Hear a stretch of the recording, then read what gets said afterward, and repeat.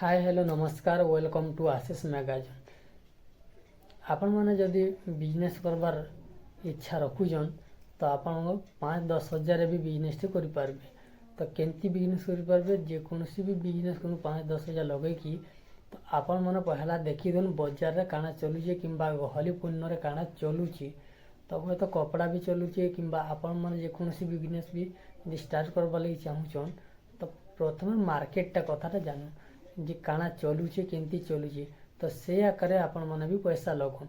तो जदि कपड़ा हिसाब से जदि मार्केट करबे तो कपड़ा हिसाब से क्या करबे प्रथम बजार देखी देखुन मार्केट काना चलुचे तार परे जे आपण मैंने से ही सामान ही आनी करी लोकल होलसेल आनु जेकोसी भी जिनिस बाहर भी ऑर्डर कर पारबे तो सेनु एका आनी करी आपण मैंने बिजनेस करि पारबे।